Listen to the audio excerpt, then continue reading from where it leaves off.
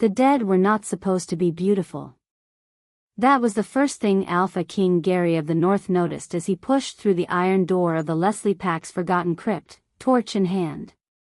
The autumn wind howling at his back.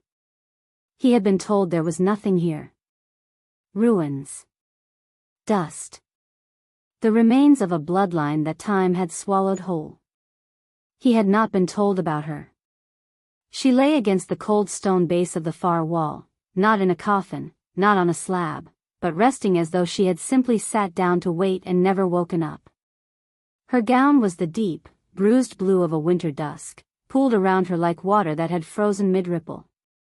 Her hair, long and white as the first snow of the season, braided in a loose crown that had partly unraveled, fanned across the cobblestone beneath her. Her skin was the color of pale ash and moonlight mixed together. Not human.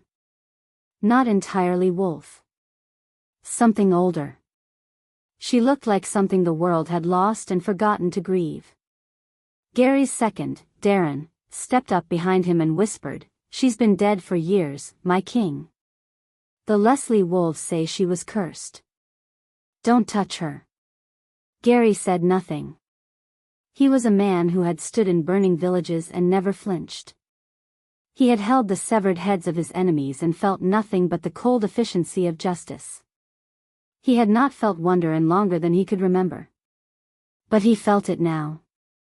He crouched beside her, studying the impossible stillness of her chest, the way her lips were parted just slightly, not in death's grimace, but in the expression of someone who had simply paused. Like a painting. Like a prayer frozen mid-word. His hand moved before he made the decision to move it. His fingers, calloused, battle-scarred, gloved in worn leather, brushed her cheek. Boom. The sound wasn't external. It happened inside him, somewhere beneath his ribs, a deep, resonant percussion like a war drum struck once in a silent hall. And then her chest rose. Slowly. Torturously. Like a woman dragging herself back from somewhere very far away. Her eyes opened. They were silver. Not gray, silver, the exact shade of the full moon reflected in still water. And they were filled, immediately and completely, with terror. She screamed. Not the thin, confused cry of someone startled from sleep. She screamed like a woman who had been running from something for a very long time and had just realized the running was over. Her back slammed against the stone wall, her fingers clawing at the floor, her eyes darting from Gary to Darren to the crypt door as she calculated, survival first, questions second. Gary did not reach for her. He did not speak. He simply sat back on his heels, raised both hands slowly, palms open, and waited. She was panting. Staring at him. Taking in the fur-lined cloak, the dark armor beneath it, the crown mark etched into the clasp at his throat. "How long?" she finally whispered, her voice cracked and raw from disuse, like a door opened for the first time in years. "How long has it been?" Gary studied her face. The hollow desperation in it. The wild, hunted thing behind her silver eyes. "What year do you think it is?" he asked. She told him. The number she gave was 8 years too old.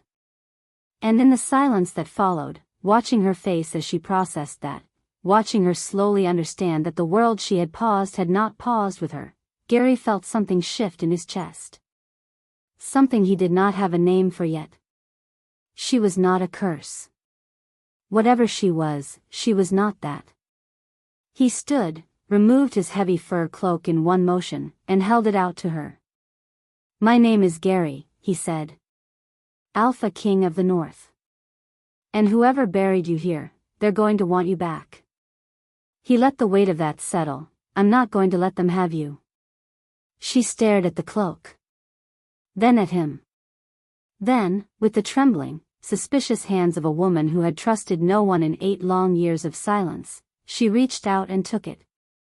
Outside the crypt, in the amber-leaved courtyard of the ruined Leslie territory, the torches burned low.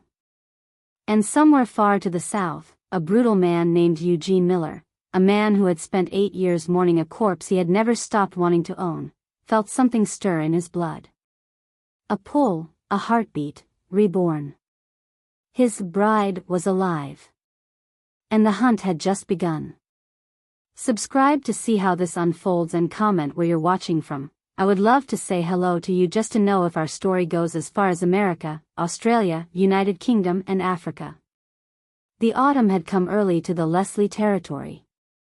Gary noticed it the moment his horse crossed the border, the way the leaves had turned too fast, as though the land itself was aging ahead of schedule, shedding color like a man sheds weight when something inside him is dying. The trees lining the crumbled road were the deep, burning amber of old wounds, and the cobblestones beneath his horse's hooves were slick with fallen things.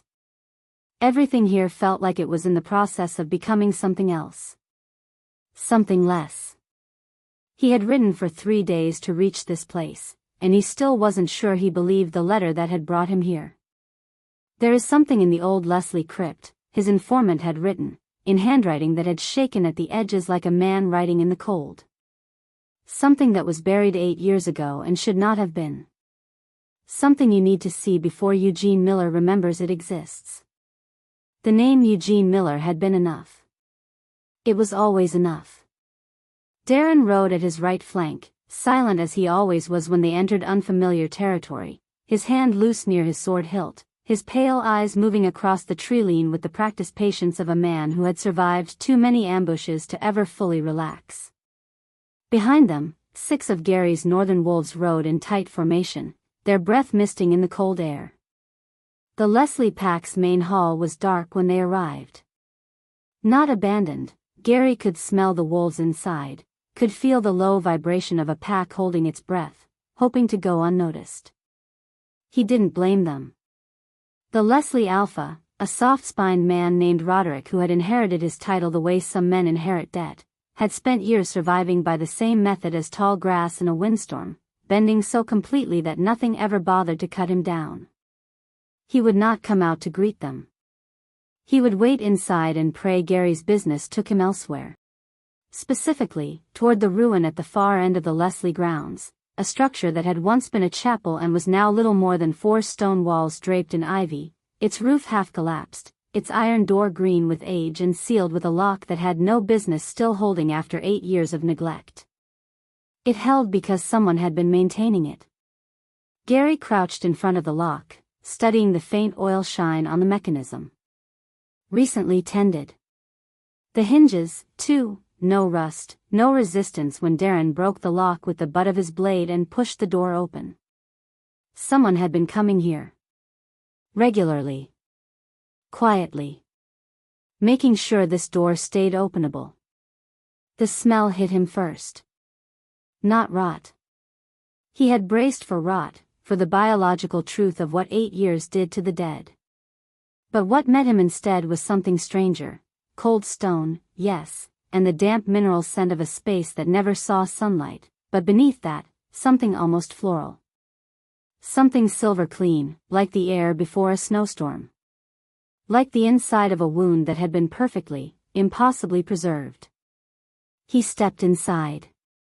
His torch threw orange light across the far wall, and he saw her. She was not in a coffin.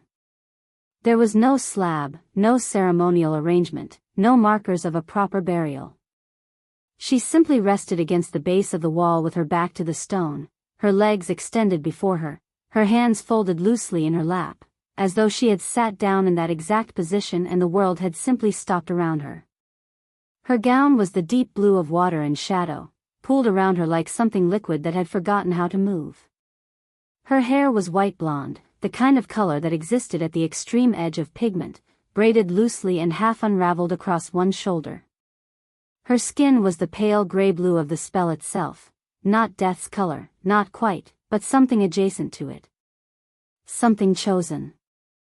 She was the most still thing Gary had ever seen. And he had seen a great many still things in his life. She's been dead for years, Darren said behind him. The Leslie wolves say she was cursed. My king, don't. Gary was already moving. He didn't decide to kneel beside her. His knees found the cold cobblestone before the thought fully formed, drawn by something he couldn't name and didn't try to. He studied her face, the high, fine architecture of her cheekbones, the slight part of her lips as though she had been mid-sentence when sleep took her, the absolute stillness of her chest that should have been horrifying and instead was something more like a held breath. A pause. A woman between one heartbeat and the next, suspended in the grammar of a sentence not yet finished. His hand moved. He pulled the glove from his right hand with his teeth, and pressed his bare fingers to her cheek. The cold of her skin shocked him, not the cold of the dead, but the cold of deep winter, of something preserved by ice, of magic that had been working for 8 long years to hold one fragile human heartbeat in stasis. He felt at the moment he touched her, a tremor, almost below the threshold of sensation, running from her skin into his palm and up through the bones of his arm. And then her chest moved. A single, slow, labored rise. Like a woman dragging herself up from the bottom of a very deep lake. Her body remembered breathing before her mind remembered anything else, pulling air into lungs that had not worked in nearly a decade with the desperate, graceless urgency of pure survival. Then her eyes opened. Silver. Not gray, silver, the precise, impossible color of moonlight on still water, and they were full of something that Gary recognized instantly because he had felt it himself once, a long time ago, in a burning room with no exit, the animal clarity of someone who understands, without needing to think about it, that they are in danger. She screamed. It came from somewhere low and primal, ripping out of her before she had the language to explain it, a sound that was half terror and half fury and entirely the cry of someone who had been still for far too long and was suddenly, violently aware of every nerve ending in her body. Her spine hit the wall behind her. Her fingers scraped the cobblestone floor. Her silver eyes moved from Gary to Darren to the open door and back again, calculating, measuring, running the numbers of survival with the speed of someone who had done it before. Gary did not move toward her. He did not speak. He sat back on his heels and raised both hands, palms open and empty, and waited with the patience of a man who had learned that stillness was sometimes the most powerful thing in a room. She was panting. Her chest heaved. She stared at him, at his cloak, his armor, the crown mark etched into the clasp at his throat, and he watched her process each detail the way a soldier processes terrain, quickly, without sentiment, looking for the fastest route to safety. Where, she stopped. Tried again. Her voice was cracked and raw, a door opened for the first time in years, every hinge protesting. Where am I? Who are you? How did you get in here? You know where you are, Gary said quietly. The Leslie crypt. You chose it. The way her face changed when he said that, the flicker of something behind the terror, something sharp and cornered, told him more than any answer she could have given. What year do you think it is? He asked. She told him. He let the silence after her answer do its own work. Watched her face as she read his expression, as she understood what his lack of surprise meant, as the number she had given him collided with whatever she could sense in the air around her, the texture of the season, the age of the moss on the walls, the particular quality of a world that had kept moving without her. 8 years.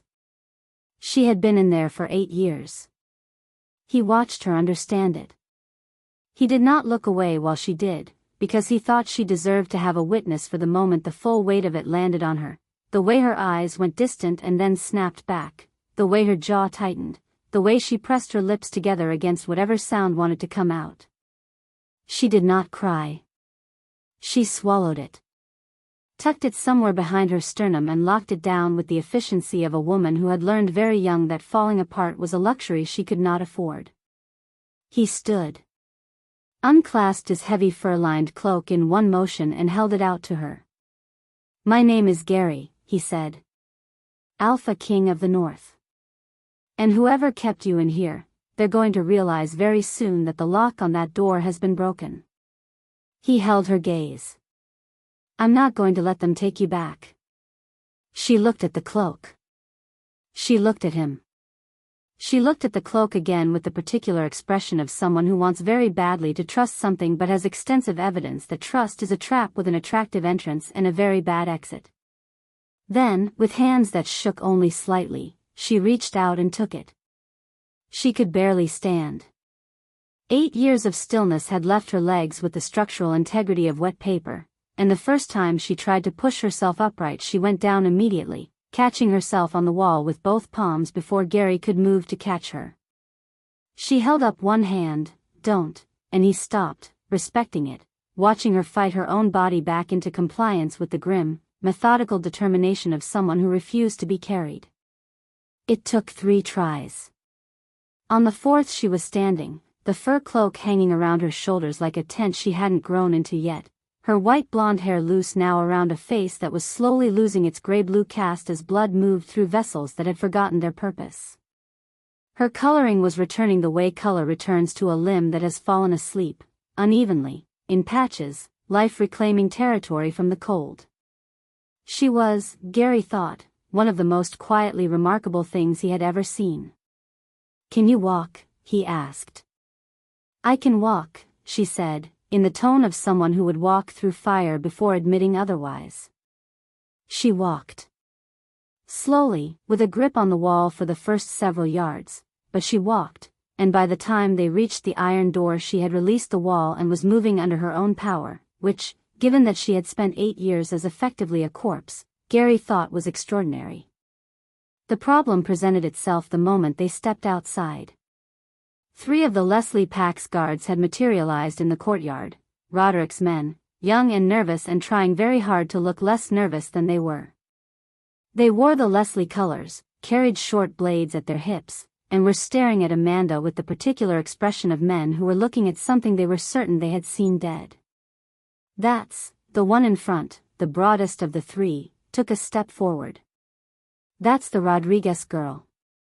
She's supposed to be. She is a relic of the crown," Gary said.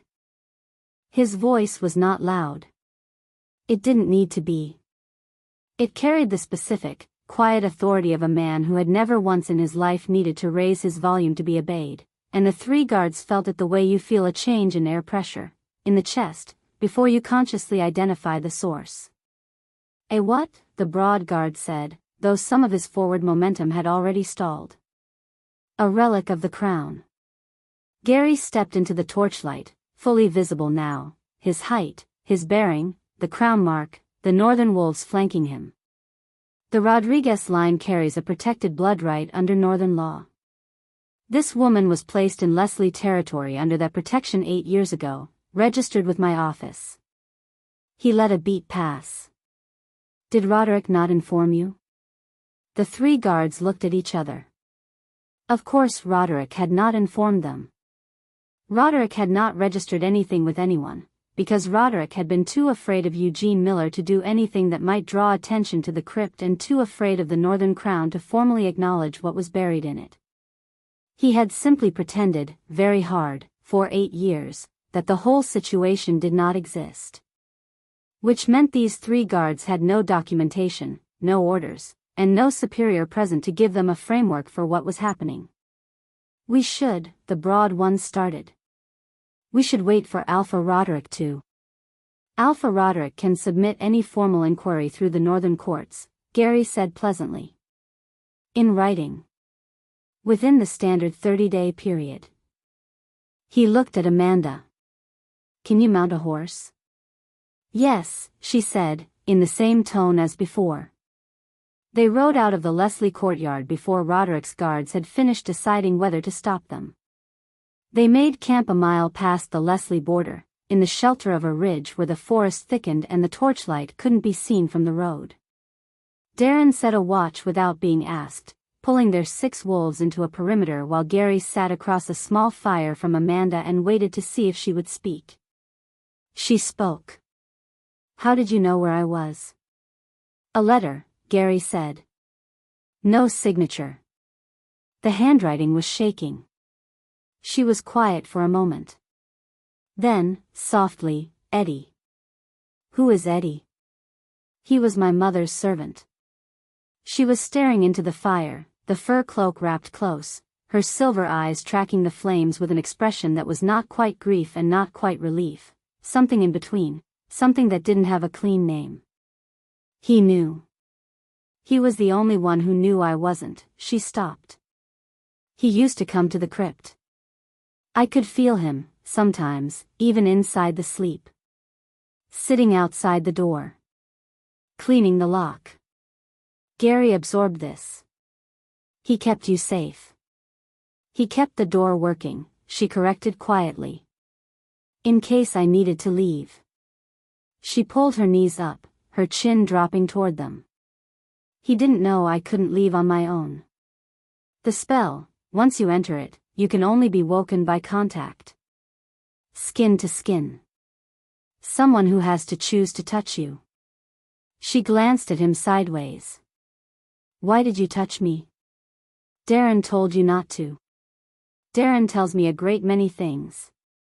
That's not an answer. No, he agreed. It isn't.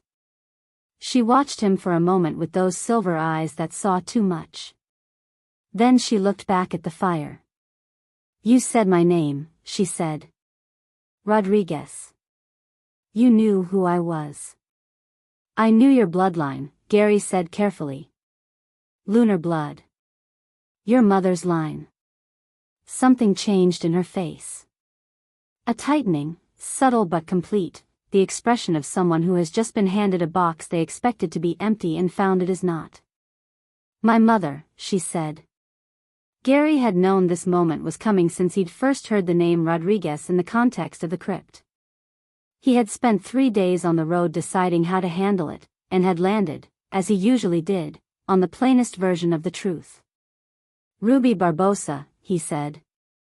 Your mother. What about her? Her voice had gone very still.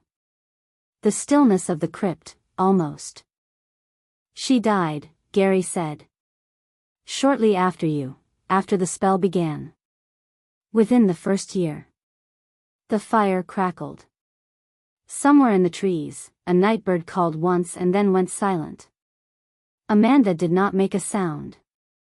She absorbed it the same way she had absorbed waking up in a world 8 years older than she'd left it, by going somewhere internal. Internal, somewhere below the surface, where the processing happened out of sight. Her jaw worked once. Her hands, visible where they gripped the edge of the cloak, went white at the knuckles. Then, slowly, they relaxed. How, she said. We don't know everything, Gary said. But the accounts we have suggest it wasn't natural. She was found in the territory between Leslie's land and Miller's border.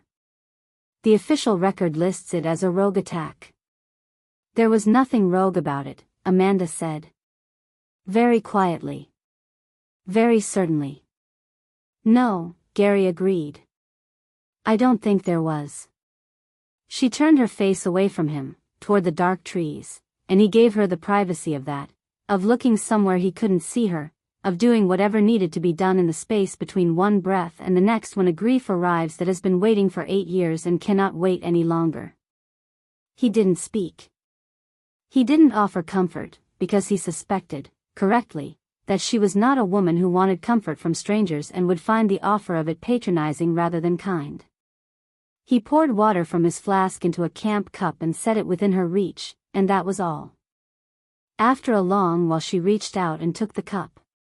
She sent me to the crypt, Amanda said eventually, still facing the trees. She's the one who found the spell. She spent months finding it. A pause. She told me it was the only way. That if Miller claimed me at the ceremony, he would use my blood to open something, some old channel of power that the lunar blood carries. She said the spell would buy us time. That she would find a way to break the claiming before I woke up. She was trying to protect you, Gary said. She got herself killed trying to protect me, Amanda said. And I slept through it. Something sharp and self-directed moved through her voice. 8 years. I slept through 8 years of her being dead and never knew. You couldn't have known. No, she said. I couldn't have. She finally looked back at him, and her silver eyes were dry, not because she wasn't grieving, he understood, but because she had decided where grief would live and it would not live on her face in front of a stranger. Where are you taking me? North, he said. My castle. You'll be safer there than anywhere in Miller's reach. She studied him with the evaluating expression he was coming to recognize as her default setting, the constant, quiet calculation of a woman who had learned that safety was never offered for free. And what do you want in return? She asked. Gary looked into the fire. The honest answer was complicated, and he was not yet ready to give it to her, not tonight, not when she had woken from 8 years of death and learned her mother was murdered, all in the span of a few hours. There were limits to what a person could absorb in one night, and he was not cruel enough to push past them. Sleep, he said instead. We ride at first light. You'll need the rest. She held his gaze for another moment, deciding something. Then, with the particular, grudging dignity of a woman who was not surrendering but was acknowledging the practical reality of her current situation, she pulled the fur cloak tighter and lay down with her back to the fire and her face to the trees, and said nothing else. Gary watched the perimeter. He did not sleep. The north opened up around them over the next 2 days like a different world entirely. Amanda had expected cold. She had not expected beauty, the vast, austere beauty of a landscape that did not waste itself on softness, all sharp ridgelines and silver rivers and forests of white bark trees that stood like columns in some enormous, roofless cathedral. The sky up here was a deeper blue than it had any right to be, and the air had a clarity that made the Leslie territory feel, in memory, like looking through old glass. She rode without speaking much. Gary didn't press her. He had the qualities she associated with very old things, mountains, deep water, of being entirely comfortable with silence, of not needing it filled. His wolves gave her space too, which she was grateful for, their eyes respectful rather than curious, their attention on the road and the tree lean rather than on her. She had expected to feel like a curiosity, a found object, a strange artifact being transported. Instead she felt like a person being escorted, which was so different from what she had anticipated that it made her faintly suspicious. She spent the time learning her own body again. Flexing her fingers on the reins. Testing the range of her senses, which had returned gradually and unevenly, her hearing first, sharp and almost overwhelming after years of nothing, every sound arriving with an intensity that made her want to flinch. Then smell, and with it the wolf senses that had been held in suspension alongside the rest of her, stretching back into wakefulness like limbs that had been asleep too long. Her power was the last thing to return. She felt it on the morning of the second day, a slow, cool warmth beneath her sternum, like a coal that had been banked and now remembered it was supposed to burn. The lunar blood. Her mother's legacy. The thing that Eugene Miller had wanted to steal from her before she'd understood it was something that could be stolen. She didn't tell Gary. She wasn't ready for anyone to know she could feel it again. The northern castle arrived at dusk on the second day. She had expected something military. Harsh lines, functional stone, the architecture of a man who thought in terms of defense and had no patience for anything that didn't serve that function. Instead, the castle sat at the edge of a wide black lake, its stone the color of charcoal and winter sky, its towers rising in the kind of asymmetric, organic way that suggested it had grown over centuries rather than been designed in a single intention. There were lights in the windows, warm, amber lights, dozens of them, like a building that was full of life. It was larger than she'd expected. More alive than she'd expected. She stopped her horse at the top of the rise where the road curved down toward the gate, and looked at it for a moment. It's not what you imagined, Gary said beside her. It wasn't a question. No, she admitted. Most people expect something colder. A pause. The stories about me tend toward the dramatic. She glanced at him. He was looking at the castle rather than at her, his profile sharp in the dusk light, his expression carrying the particular quality she had noticed before, that of a man who carries something he has stopped talking about. Something interior. Something heavy. Are they wrong? She asked. The stories. He considered the question seriously rather than deflecting it, which she noticed and filed away. Some of them, he said. Some of them are accurate. He clicked his horse forward. Come. You need a proper meal and something to sleep in that isn't a fur cloak. They gave her a room with a fireplace and a window that faced the lake.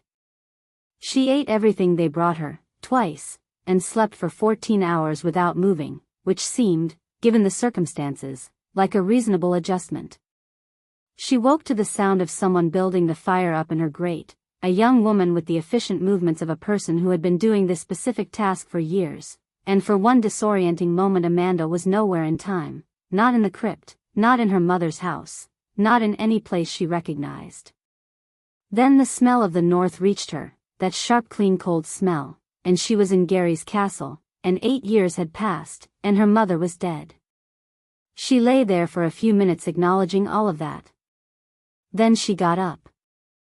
The castle in daylight was easier to navigate than she'd expected, well kept, quietly busy with wolves who moved with the particular focus calm of people who served a king they actually respected rather than one they feared. No one stared at her longer than was polite. No one asked her questions. The woman who had built her fire brought her clothing that fit reasonably well and told her the king was expecting her when she was ready.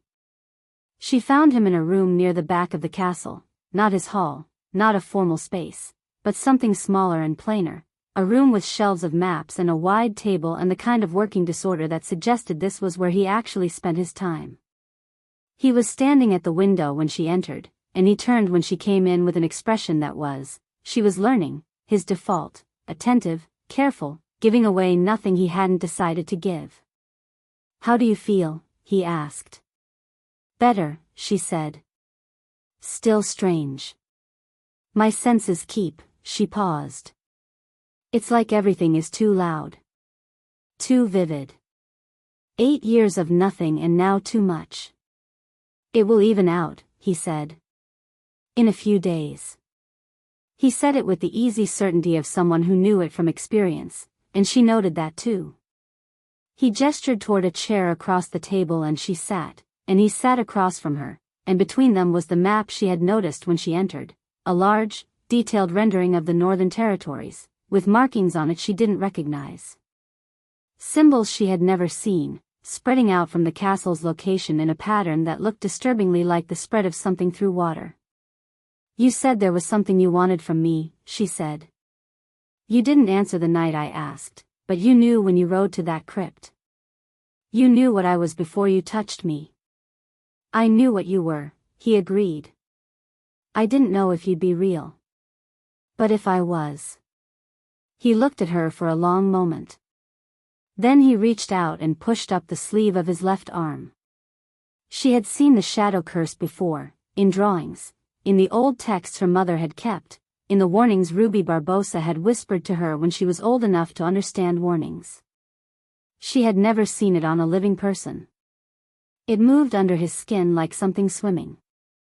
Dark, vine-like channels spreading from his wrist up toward his elbow, visible not as bruising but as something deeper, something below the surface layer of skin, threading through the flesh with the patience of something that had time.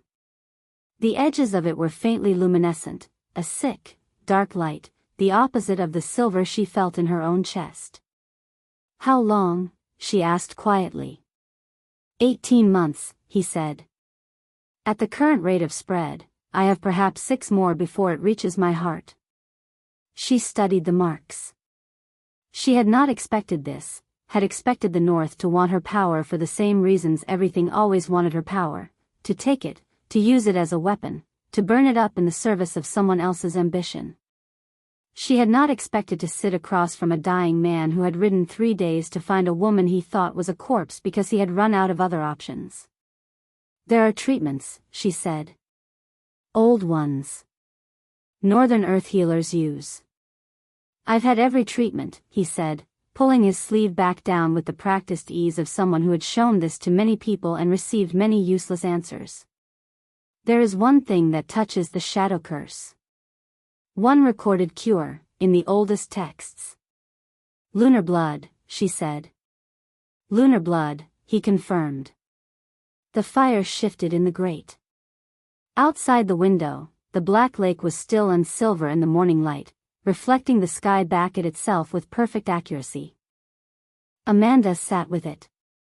The information arranged itself in her mind with the quiet inevitability of things that were true, why her mother had spent so much of Amanda's childhood explaining the history of their bloodline, what it carried, why it mattered, why certain people would always want to possess it. Why Eugene Miller had selected her at 16 with the evaluating eye of a man selecting a tool. Why her mother had taught her the suspension spell before anything else, before self-defense or pack politics or anything practical. If they ever come for you and you have no other choice. She had had no other choice. And now she was sitting across from a man who was dying from the inside out, and the thing that lived in her blood was the only thing that could stop it. "I'm not going to take anything from you," Gary said. He seemed to read something in her face, the calculation, the wariness, the old habitual bracing for the demand. "I'm asking for your help." Those are different things. People who are dying tend to believe they're asking, Amanda said. Even when they're not. "Fair," he said. He didn't flinch from it. "Then I'll be specific. I am asking, not claiming, not compelling, not threatening. I found you in that crypt and I could have left you there. The information that you existed could have gone back to Eugene Miller and you would have been in his hands before the week was out. I took you instead, not because I own you or because your life is forfeit to me, but because you deserve to wake up somewhere that wasn't his. And now I'm telling you what I need, and I am asking." She looked at him for a long time. He held the look without defensiveness, without pressure, with the same quality she had noticed by the fire on the first night, the complete, settled willingness to wait. To let her decide. A man who understood that the value of a choice was directly proportional to the freedom with which it was made. She thought about her mother. About 8 years in the cold dark. About a spell whispered in a crypt and a lock kept clean by a trembling old man who believed, through all of it, that she would eventually need to walk back out into the world. She thought about what it meant to stop running. "Tell me everything," she said. "The curse. Where it came from. Who gave it to you. All of it." Something shifted in his expression, not relief exactly, something quieter than relief, something that had been held tightly for a long time and was, very cautiously, beginning to loosen. "It will take a while," he said. "I have time," Amanda said. "I've been asleep for 8 years. I have nothing but time." Outside, the northern lake reflected the sky. Somewhere far to the south, in a territory of burning amber leaves and cruelty wearing the face of order, a man named Eugene Miller was receiving a report from one of his scouts, a report about a broken lock on an old chapel door, about 3 nervous Leslie guards, about a king who had ridden into the ruins and ridden out again with something that belonged, in Miller's accounting, to him. His hand tightened on the paper until it crumpled.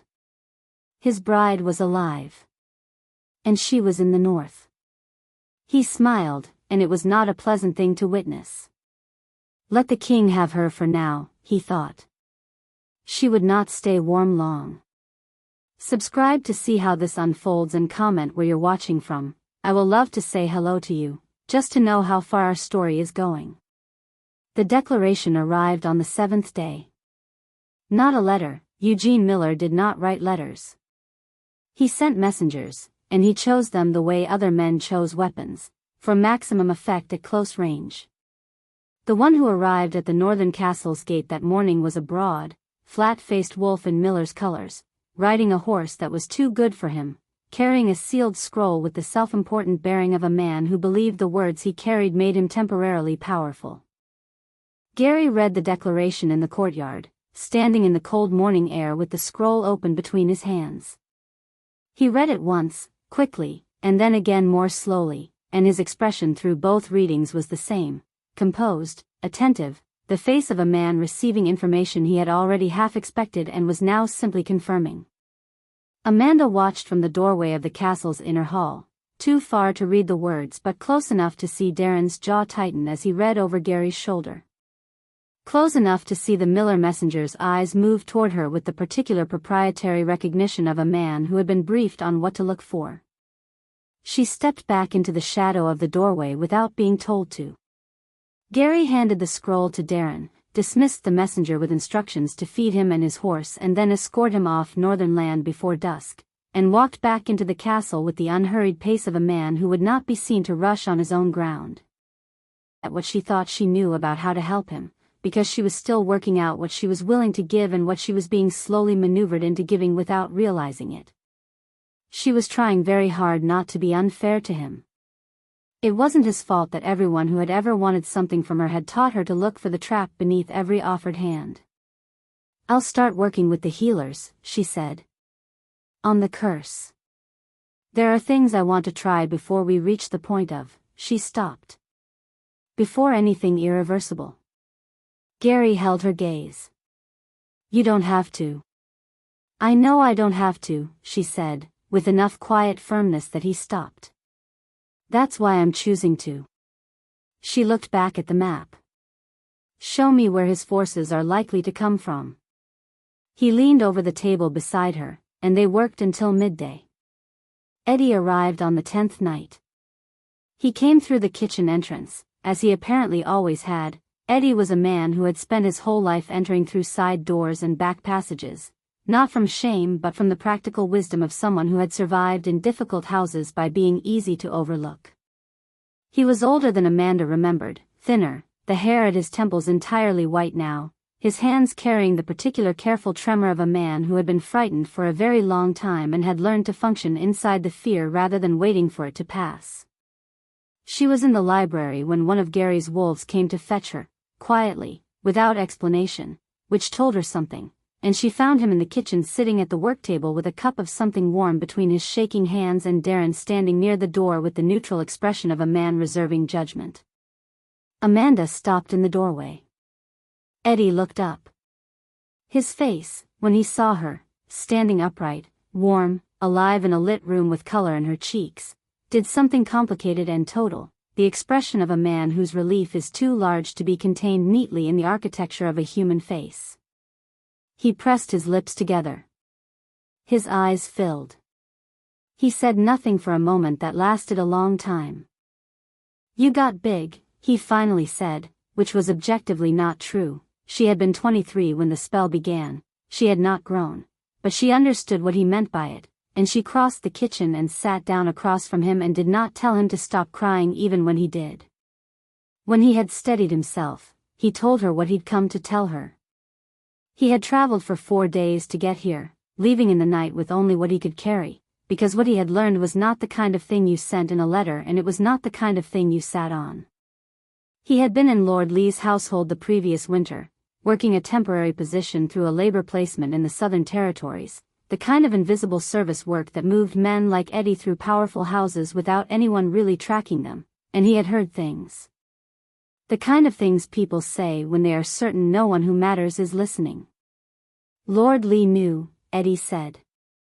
He had stopped crying, but his voice still carried the rough edge of it. He's known since the beginning.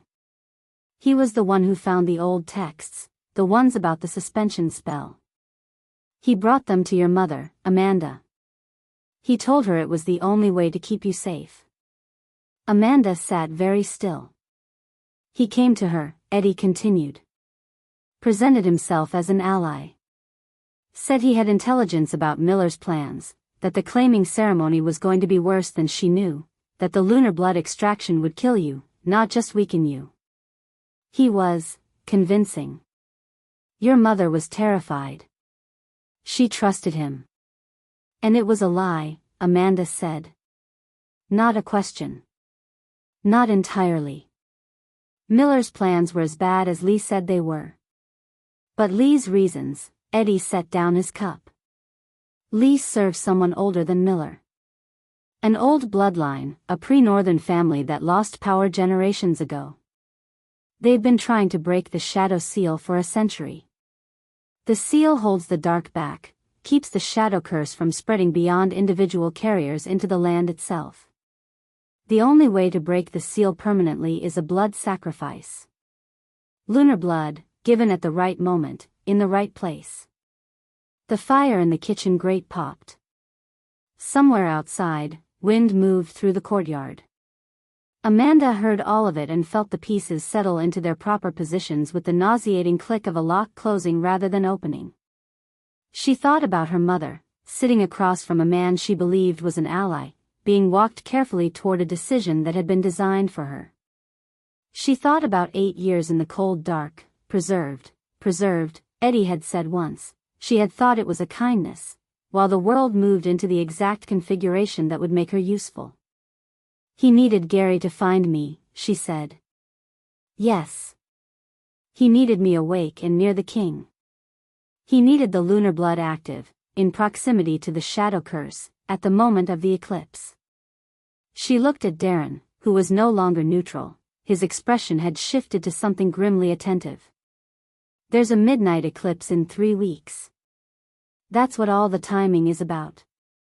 Miller's army, the declaration, the pressure. Lee is managing the board. He needs Amanda near Gary, he needs Gary weakened enough to need her help, and he needs the eclipse as his window. Where does the sacrifice happen?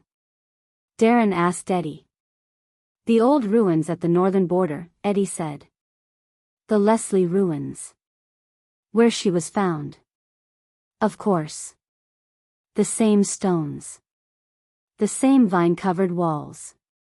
Amanda almost wanted to admire the architecture of it, the elegant circularity of beginning and ending in the same place, the way someone had arranged all of this so that every path led back to that cold chapel floor. She did not admire it. But she noted it. Lord Lee is in this castle, she said.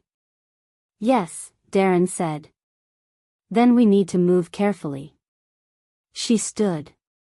Gary needs to know all of this tonight. Where is he? Gary received the information the way he received most things, in silence, without flinching, with the focused attention of a man filing each piece into its proper place before responding to any of it. They were in the map room, the 4 of them, Gary, Amanda, Darren, and Eddie, who had been given a seat at the table and whose presence Gary acknowledged with the particular respect of someone who understood what it cost to ride 4 days through hostile territory to deliver bad news. When Eddie finished, Gary was quiet for a long moment. How long has Lee been with you? Amanda asked him. 12 years, Gary said. He came to my court 2 years before the shadow curse began. A pause that had something dark inside it. 2 years to study the terrain before planting the seed. He's good at waiting, Eddie said quietly. He waited 8 years for her. Then we don't warn him that we know, Amanda said. We let him believe the board is still his. She stopped. She stopped because Gary's left hand, resting on the table, had gone wrong. The shadow channels she had been watching for days, the dark threading under the skin, the slow patient spread, had suddenly brightened. Not darker. Brighter, in the sick luminescent way that meant acceleration. The way you accelerated something you wanted to force. She was on her feet before she understood why. Her eyes went to the table, to the cup at Gary's right hand, to the faint residue at the rim that was just barely visible in the torchlight if you were looking for it. Don't drink any more of that, she said. Gary looked at the cup. Then at his hand. His expression shifted, just slightly, the first time she had seen anything that looked like fear cross his face, and it was not fear for himself, she understood. It was something more complicated than that. Lee, Darren said, the word carrying an entire sentence's worth of cold fury compressed into one syllable. He must have seen Eddie arrive, Amanda said. Or he's been watching the king's health and decided the timeline needed moving. She came around the table and took Gary's left hand in both of hers without asking, turning it to the light, studying the marks. They were spreading visibly now, not by the day or the hour but by the minute, the dark channels branching upward, reaching. Moving with the sudden terrible eagerness of something that had been patient for a very long time and had just been given permission to run. She felt him watching her face. "Tell me what you're thinking," he said. Quietly. Just to her. "I'm thinking," she said, "that Lee has just made a mistake. He's moved too early." She looked up at him. "The eclipse is in 3 weeks. He needed you weakened but functional, needed you alive long enough to get to the ruins, to be present at the right moment. He's accelerated the curse to force my hand, but if he's miscalculated the dose. How long do I have?" She looked at the channels. Made herself be honest. "Days," she said. "Not weeks." He absorbed that. Nodded, once. "Then we don't wait for the eclipse." "No," she said. "We don't." She was still holding his hand, she realized. She had not let go. "I have been reading your library for 10 days. I know what the old texts say about lunar blood and the shadow curse. I know what contact does, skin to skin, at the source, with the power active." She felt the warmth in her sternum, the silver coal that had been banking itself quietly for weeks, reading her, waiting. "I have been afraid," she said, "of being used. Of giving myself over to something and having it taken from me, the way Miller wanted to take it. The way Lee has been arranging to take it." She met his eyes. "But there is a difference between being taken from and choosing to give. And I am choosing." Something moved through Gary's face, not relief, not triumph, nothing that resembled ownership or acquisition. Something quieter and more personal than any of that. The expression of a man who has been carrying something alone for a very long time and has just been told he does not have to anymore. "Amanda," he said. "Not tonight," she said. "Tonight you rest and I prepare. Tomorrow we deal with Lee, and then we deal with Miller." She squeezed his hand once, briefly, and released it. "And you need to stay away from anything that comes from Lee's hands." Darren was already at the door. "I'll see to it," he said, and left, and the way he said those 3 words suggested that Lord Lee's next several hours were not going to be comfortable ones. The border ruins came into view at dawn on the 3rd day. The same stones. The same iron door, hanging open now, the broken lock long since cleared away. The ivy had thinned in the cold, leaving the walls more exposed than they had been in autumn, the old Gothic arches visible against a sky the color of pewter and incoming weather. The cobblestones of the courtyard were silver with frost. Eugene Miller was already there. He had brought 50 wolves, not his full army, which was arrayed 3 miles south along the border road, but 50 of his best, positioned around the ruins in a loose perimeter that was meant to look like a welcome and functioned as a trap. He stood at the center of the courtyard himself, in the amber pre-dawn light, and he looked exactly as Amanda had known he would look, immaculate, unhurried, entirely satisfied with himself. He was a handsome man in the way that certain knives were beautiful, the aesthetic was real, but the purpose was always visible underneath it. She had not seen him since she was 23. He looked essentially unchanged, which said something about the kind of person he was, the kind that the world's weight did not touch because it slid off the surface of his certainty and fell on everyone around him instead. He smiled when he saw her. "There she is," he said. "My bride. I have to say, 8 years of death suits you." Amanda stopped walking. She was aware of Gary to her left, of Darren and 6 northern wolves behind her, of the weight of the sky overhead that was pressing down the way skies pressed down before serious weather. She was aware of the silver warmth in her chest, which was no longer a coal. It had been building for 3 days, since the night she had sat beside Gary in the map room and pressed her hands to the shadow channels and fed light into the dark the way you fed water into parched ground, slowly and steadily and with the patience of something that had been waiting a long time to be useful. She had done it every night since. The curse had stalled, and then receded further, and every morning Gary had looked at his left hand with an expression she had no clean vocabulary for and said nothing, and she had said nothing either, and somehow the silence between them had changed in texture from the wary silence of early days into something else entirely. She had been afraid, she thought, of her own power. Had spent 8 years in the cold learning to think of it as the thing that made her a target rather than the thing that made her herself. Her mother had died for it. She had hidden from it. She had treated it like a weapon locked in a room she couldn't safely enter. She was done with that. "I'm not your bride," she said. "I was never your bride.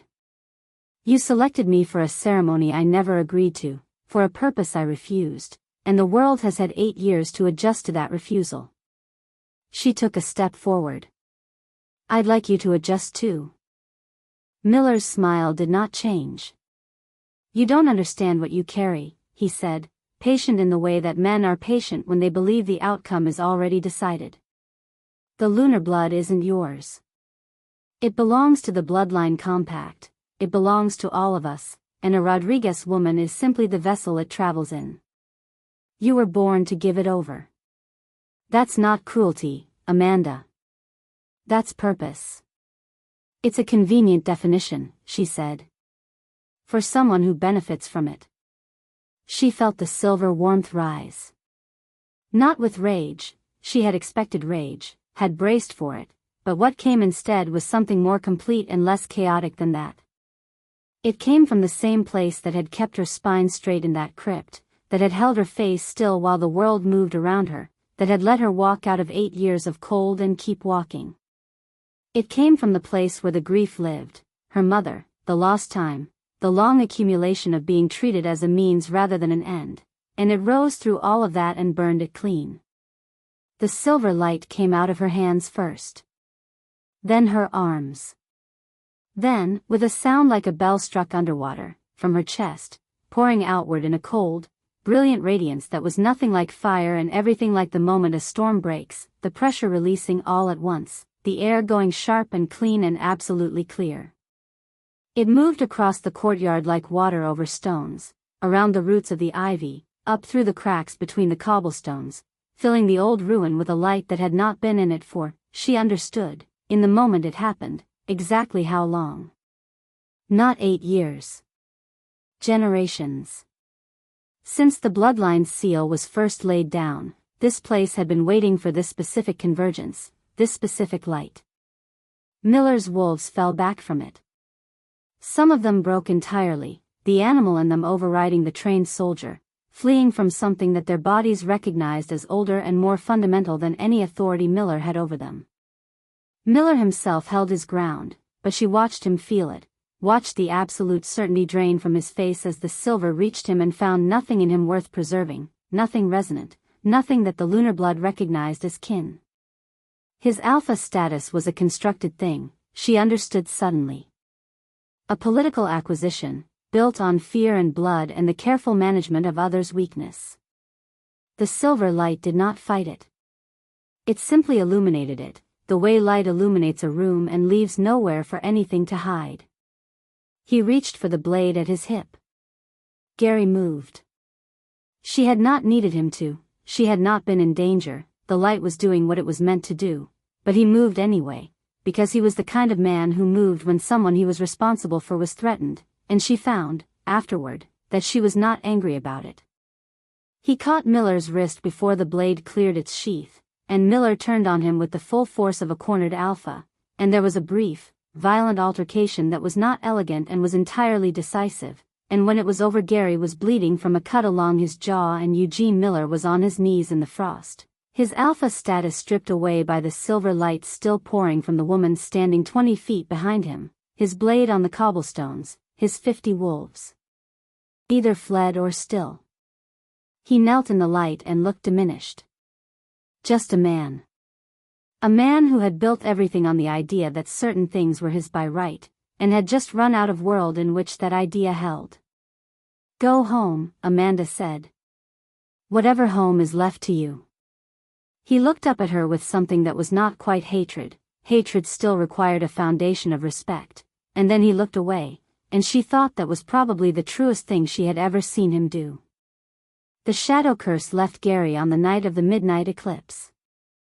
Not because of the eclipse, that had been Lee's timeline, Lee's design, and Lee was currently confined to the castle's lower rooms while the Northern Court worked out what to do with a traitor who had spent 12 years embedding himself in a king's trust. The eclipse was coincidental, or perhaps the universe had its own reasons for timing things the way it did. Either way, it happened on that night. The last of the dark channels faded from Gary's skin between 1 hour and the next, quietly, without spectacle. He woke before dawn and lay still in the dark for a moment, feeling the difference.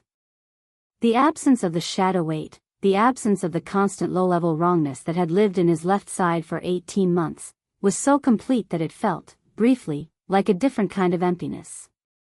Then his body recalibrated, understood the absence as a restoration rather than a loss, and he felt, for the first time in longer than he could precisely remember, like himself.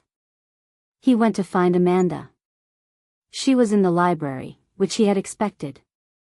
She had developed the habit of rising before the castle and reading in the early hours, and he had developed the habit of knowing she was there, of the library being occupied in the mornings, of finding cups left on the table with the residual warmth of recently finished tea.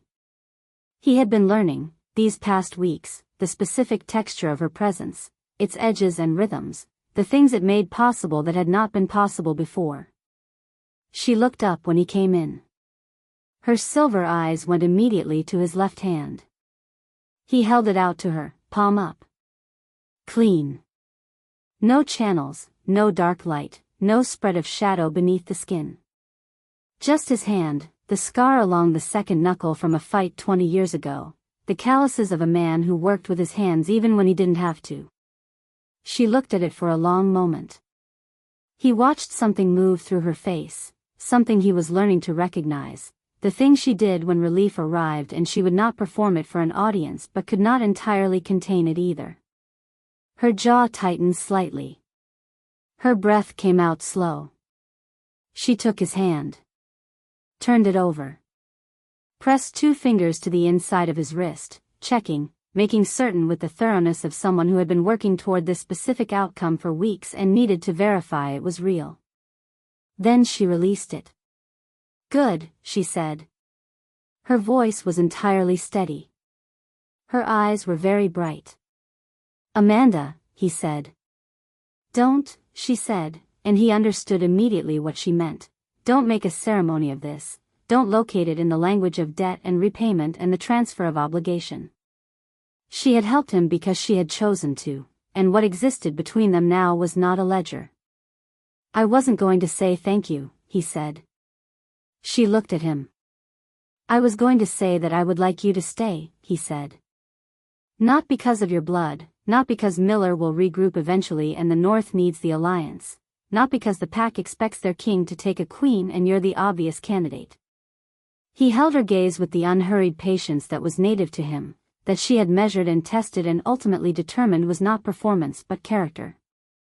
Because you've been in my library every morning for 3 weeks and I have been sleeping better knowing you're in the next room and I think you know by now that I don't say things I don't mean. The library was quiet. Outside, the first pale light of the November dawn was beginning to thin the dark at the window's edge. She studied him for a long moment, the particular, careful study of a woman who had spent 8 years in a kind of preparation, though not the kind anyone had intended, and had come out the other side with a very precise understanding of the difference between the things that could be trusted and the things that only appeared to be. I haven't decided if I want to be a queen, she said. That's a reasonable position, he said. You should take your time. I've lost 8 years. You have. He didn't look away from that. I can't give them back. I can only tell you what's here now. She was quiet for another moment. The dawn light moved through the window and caught the silver in her eyes, and she looked, standing there in his library with one hand still resting on the table and her white blonde hair loose around her shoulders, like exactly what she was, a woman who had chosen her own life, finally, at the cost of a very great deal, and was now in the position of deciding what to do with it. Ask me again in the spring, she said. Something in his face relaxed. Not the answer he had wanted, perhaps, but the answer he respected, which was, she was beginning to understand, the same thing to him. Spring, he agreed. She nodded. Then she looked back at her book, which was the clearest possible signal that the conversation was over, and he went to get his own cup of tea, and they sat in the library as the dawn came fully in, and the silence between them was the best kind, the kind that doesn't need filling, the kind that means something, the kind that is its own form of answer. They crowned her on the first day of spring. She had not asked for a ceremony. Gary had not pressured her toward one. What had happened, in the way that things sometimes happened when two people stopped arguing with the obvious, was that by the time the snow began to melt and the northern lake lost its skin of ice and the white-barked trees put out the first green shoots of the new season, the question of whether Amanda Rodriguez was staying had essentially answered itself in the morning library sessions and the hours spent working the northern border strategy and the night she had sat up until dawn with Darren rewriting the Pax Alliance protocols and the afternoon she had spent in the training yard with the castle's younger wolves teaching them something she had apparently learned from her mother's texts about fighting from a healed center rather than a wounded edge. She had not been hiding. That was the thing. For the first time in her life, perhaps for the first time since she was 16 and someone had looked at her bloodline and decided she was more valuable as a resource than as a person, she had not been hiding. She was here. Visible. Choosing. The crown was lighter than she expected. A northern thing, silver, naturally, wrought in the old style, with none of the ornate weight she associated with southern Pax ceremonies. It sat on her white blonde hair like something that had been made to go there, which perhaps it had. The northern wolves who crowded the great hall watched her with the particular expression she had been learning to distinguish from simple curiosity, the expression of people watching something that had been absent and is now present, watching a shape fill in that they hadn't fully known was missing. Gary stood beside her. Not in front, not presenting her, not conferring her status from his own like water poured from one vessel to another. Beside her. The difference mattered.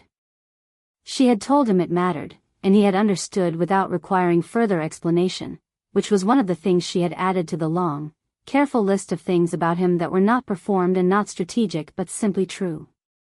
She looked out at the hall, at Eddie, in the third row, who had been given a permanent position in the northern household at her request and was currently making no attempt whatsoever to conceal his feelings about this moment, and at Darren, at the edge of the dais, who had finally lost the reserved expression he had worn since the first night in the crypt and replaced it with something that looked, if you knew what to look for, quietly pleased. She looked at the windows, which framed the northern lake in the spring light, silver and wide and open, reflecting the sky back at itself with perfect accuracy. She thought about her mother. About what Ruby Barbosa had whispered to her in a cold chapel 8 years ago, pressing a folded page into her hands with shaking fingers. This spell will preserve you until you can choose your own life. Don't let them choose it for you. Not Miller, not anyone. When you wake up, and you will wake up as yourself. She had spent 8 years in the dark becoming very clearly herself, without the interference of a world that had wanted to define her. She had woken up into a world that had tried, immediately, to define her again, as a miracle, a curse, a relic, a bride, a power source, a sacrifice, a queen. She had refused each definition in turn and chosen her own, which was simply, Amanda. Here. Present. Done hiding. Well, Gary said quietly, just to her, in the half-second before the hall's gathered wolves began whatever formal acknowledgement the North's traditions required. Well, she agreed. She lifted her chin. She stood in the light that came through the northern windows. She let herself be seen. She had been invisible for 8 years, and she had done that to survive, and she did not regret it. But she was done with it now. Done with the cold and the dark and the careful stillness of a woman making herself too small to find. The silver warmth in her chest, her mother's legacy, her own inheritance, the oldest thing in her blood, burned steady and bright and entirely hers. She was the living queen of the North. She was awake. And she was never going back to sleep. Subscribe to see how this unfolds and comment where you're watching from. I will love to say hello to you, just to know how far our story is going.